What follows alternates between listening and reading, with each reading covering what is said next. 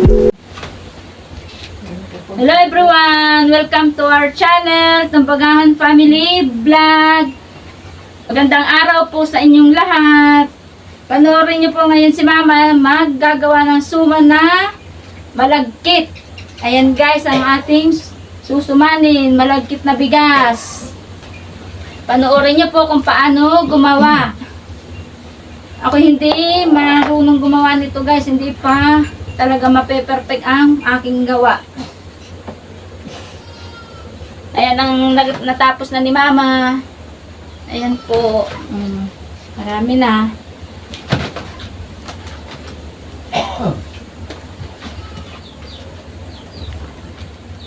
Ayan guys, panoorin nyo si Mama kung paano gumawa ng suman na malagkit. Ayan.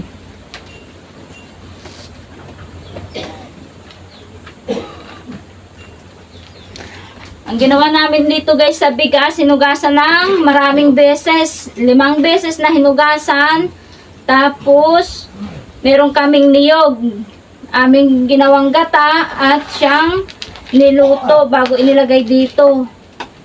Kapag kayo magagawa ng suman na malagkit guys, kailangan lulutuin muna po yung gata para hindi po madaling masira ang suman. Ang ilalagay lamang po sa gata ay kunting asin. Then, saka ibubuhos po dito guys sa ating malagkit. Ayan. Tingnan nyo guys, wala po yung sabaw. Dahil yung gata, saktong-sakto lang po na inilagay rito. Hindi po kailangan na masabaw dahil tutulo kapag nagbabalot. Ayan. Talagang kailangan po yung gata ay kumapit na sa ating malagkit bago balutin. Ayan guys. Wala hong ibang sangkap ito kundi malagkit, kakang gata, at kaunting asin. Ayan po. At babalutin na sa dahon ng niyog. Ayan, sa mura na dahon po, sa palaspas. Ayan.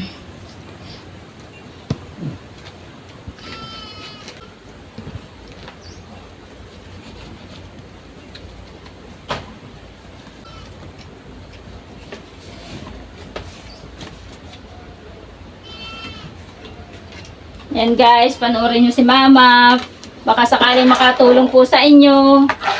Pang business din po. Ito po ay aming itinitinda po. May mga nag-o-order ho sa amin. Tapos saka namin gagawin kapag marami na. Ayan po. Then ang kasama nito po ay Coco Jam. Ang ginagamit nga pala namin guys na pang tali ay sako. Ayan po yung sako ng bigas. Ito ho ang aming ginagamit na panali. Ayan guys.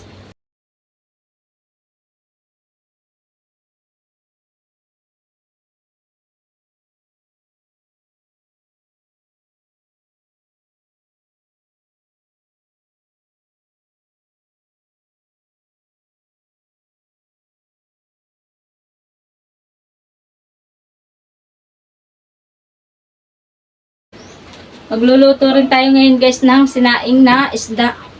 Sinaing na muslo. Sasaing ko ito sa kalamyas. Ayan guys ang ating isda. Then meron ako ritong pusit, tamisan. Ayan guys. Ang ating pusit na tamisan po. Akin namang i-aadobo. Ayan. Aadobo ko sa toyo. Bigay lang po ito guys. Ayan. Ito po ay tinamaan ng aking hipag po sa ripa. Ayan. Isdang muslo at saka pusit tamisan. Adobo natin itong pusit. Ito namang isda ay ating isasaing sa kamyas.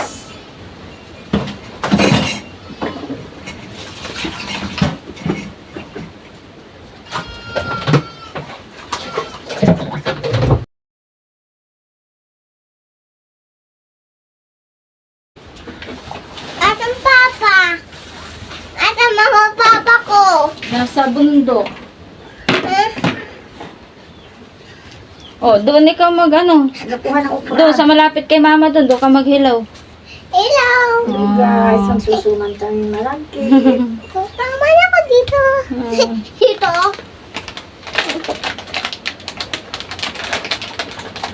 Ah.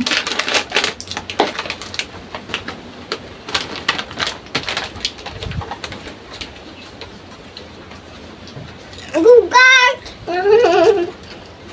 Yan po si Nathan. Ang batang makulit. Ano, bebe? Ay, narianda na po ang aming batang makulit. Baka... Gugat! Puro ulam tayo ngayon. Ay, ano pa naman?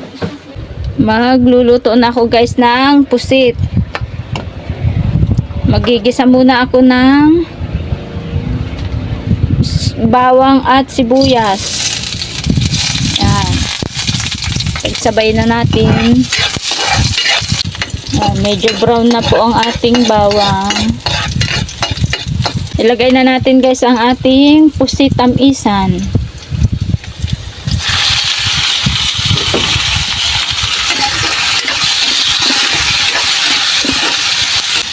Takpan po natin sandali bago natin lagyan ng toyo at suka. Wow.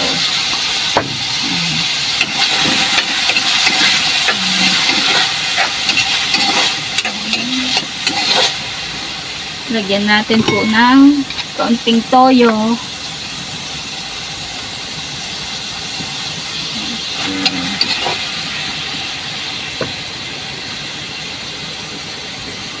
Kaunting suka. Yan. At lagyan rin po natin ng paminta para may konting anghang. Panulit po natin ng sandali. Lalagyan ko rin guys ng kaunting asukal. Ayan. Para magbalanse po ang lasa.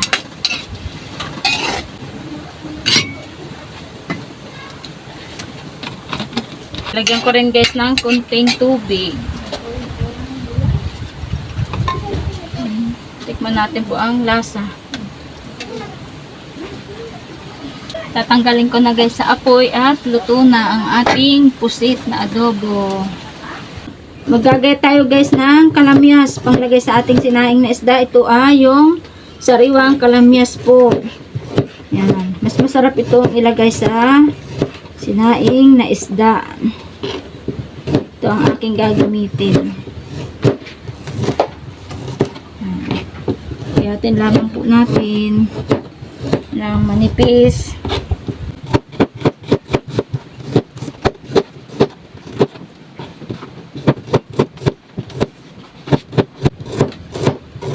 Maliliit pa guys ang aking kalamyas. Nakuha na agad. Ayan. Pero maasim naman na ito guys. Kahit man.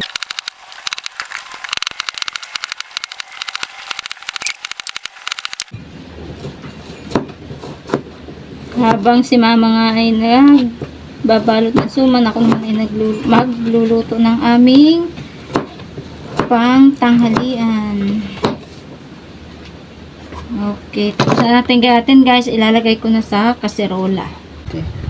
Ilalagay natin guys sa kaserola. Ayan. Bago ko nga pala guys ginahit ang kalamis ay hinugasan ko muna. Lalagyan ko muna ng asin guys itong isda. Okay. Then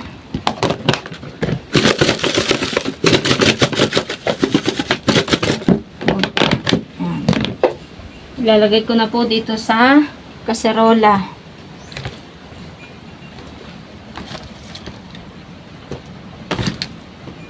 Libre ang ulam, libre ang linis. Yan.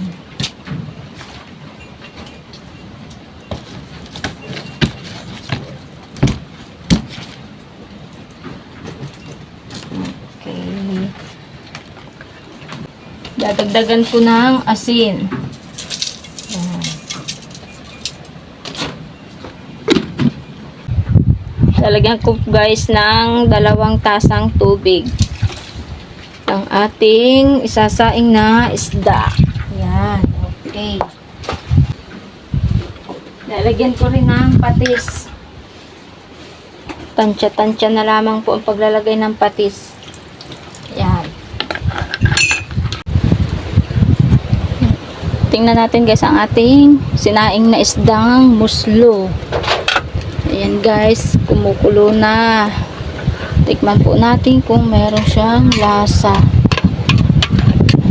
Simple lang guys ang ating ingredient ng sinaing na isda, kalamyas, asin, at patis. Tsaka ang ating isda.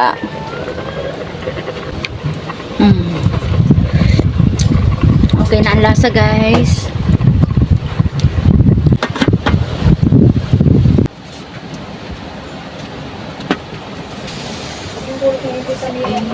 Ito na guys ang ating sinaing na muslo.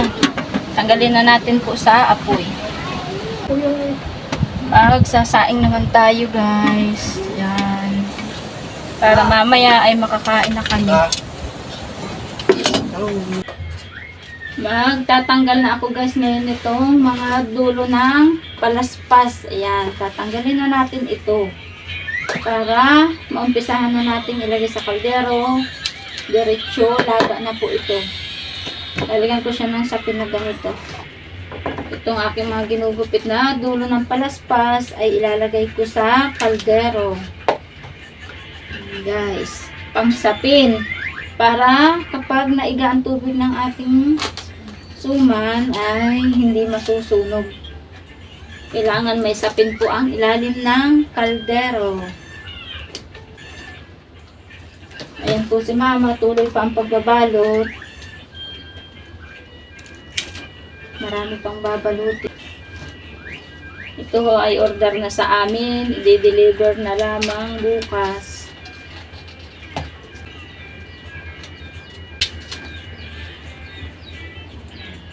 Pag mahaba ang tali guys, kailangan natin putulan. Ayan. Mahaba ang tali.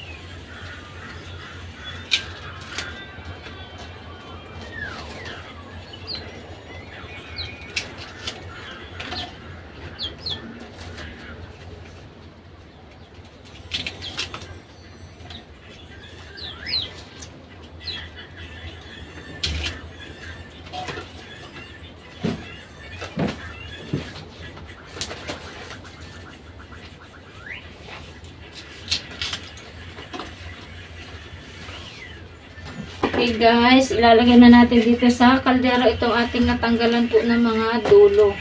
Yan. Kailangan po ay hindi siksik ang paglalagay sa kaldero para umalsa ng maayos ang ating suman. Kailangan po ay hindi masikip sa kaldero ang pagkakalagay po. Yan. Okay guys, update ko na lamang kayo kapag ito ay aking isasalang na sa apoy. Yan na guys ang ating suman. Ating ilalaga na po yan. Lalagyan ko yan ng tubig. Abot sa ibabaw po ang tubig ng ating suman para makuluan po ng ayos. Okay, lalagyan ko na yan guys at isasalang ko na sa apoy. Ayan na guys ang ating suman na ilalaga po. Ayan, abot sa ibabaw ang tubig. Ayan. Abot na abot sa ibabaw po ang tubig. Kapag kumulo yan po, saka natin uurasan para siguradong luto hanggang 5 oras. Ang pagluluto guys ng malagkit ay depende rin naman po sa malagkit. Minsan madaling lutuin dahil malambot ang malagkit. Kapag matigas ang malagkit guys, yun ang mas mahaba ang oras. Ito guys, kapag nasa 4 na oras na ay titikman natin kung luto na po. Yan. Saka natin yan guys uurasan kapag kumulo. Hanggang 5 oras po. Pag sa 4 na oras po ay malambot na ang ating suman, ang ating malagkit, ibig sabihin luto na yon. Subok tayo guys gumawa ngayon ng suman. Hindi ako marunong nito kaya susubukan ko. Ako'y nag-aaral pa lamang maggawa ko ng suman. Si mama lang po talaga yung nagsasakripisyo dito magawa. Hindi ako marunong guys. Kailangan nakatupi ring may dulo para po hindi siya matapon ang laman. Ayan. Kailangan wala ring butas po ang ating palaspas sa may tingting. Kailangan walang butas po sa may tingting. Ayan. Ating itutupi po ng ganito guys. Ayan. Tapos pagsasagupin natin po itong likod. Ayan guys. Papunta doon sa kabilang dulo. Ayan. Okay. Ayan. Magka-patong na po ito guys. Ayan. Di rin po ako marunong pang gumawa ng suman na ito. Kaya pag-aaralan ko para pag wala si mama. Na ako ng lagyan na natin guys ng laman ng ating itinupi na palaspas. Isang kutsara lamang po ang ating ilalagay. Ganito. Ayan mga. O, kita nyo guys yan. Talagang hindi pa ako sanay. Tingnan nyo, naaalpasan ko pa. Hindi pa naiilagay ang malagkit eh. Nakakaalpas na ang dahon. Yan. Lalagyan natin ng isang kutsarang malagkit guys. Yan. Kailangan pag tayo gumawa guys ng suma, pare-parehas ang dami. Kung 2 kutsara lahat po. Hindi ho pwede yung isa ay 1 kutsara tapos yung isang suman ay 2 kutsara. Hindi maaari. Basag-basag na. Yan. Ayan na guys, ang ating suman na ibabalot ang ating malagkit. Yan. Okay. Nag-aaral pa lamang po ako guys, kaya pasensya na kayo, hindi pa ako masyadong marunong. Yan, then itutupi naman natin guys itong gilid na ito. Yan, papaganyan. Tsaka ito rin po. Yan. Nakatupi na po yan. Tapos ipapatong naman natin itong isa para siya ay nakatiklop na. Ayan. Ganyan na guys ang ating suman. Pwede na nating lagyan ng tali. Okay, tatalian na natin ng straw. Yan. Hirap na hirap pa ako guys magtali dito. Yan. Ako. Uumpisahan natin dito sa dulong itali. Yan. Ayan. Okay, ayan. Ikutin natin dito sa dulo ng mahigpit. Kailangan dito sa dulo ang mahigpit. Ayan, kita nyo? Bitin na agad. O, hilahin muna natin pa gitna. Ayan, din eh. Ating itatali rin dito sa dulo. Ayan guys. Kailangan itong dulo, yun po yung mahigpit. Pagdating sa gitna, maluwag na po ang ating tali. Yan. Pagdating sa gitna, yun na po yung maluwag ang tali. Yan. Oh. Ibaba natin at talagang ako'y nahihirapan po. Tawan-tawan lang. Tinatawanan guys ako ni Nathan kasi hindi daw marunong gumawa ang mama ng suman. Ayan. Okay. Okay, basta sa dulo guys, doon po yung mahigpit ang pagkakatali po. Nam. Tubig! Tubig, mama. Tubig. Yan. Kailangan higpitan po natin ang tali sa dulo. Yan. O, nakagawa na tayo guys ng isang suman. Yehey! Gawa mo ako.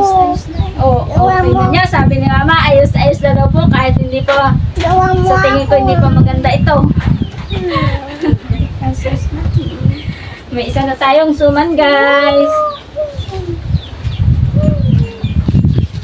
Ayos-ayos na daw po siya. Gagawa ulit tayo, baka mamay ayos na. Ayan guys, malapit nang matapos ang aming pagsusuman. Ang pagsusuman ni mama. Kunti na lamang ang babalutin.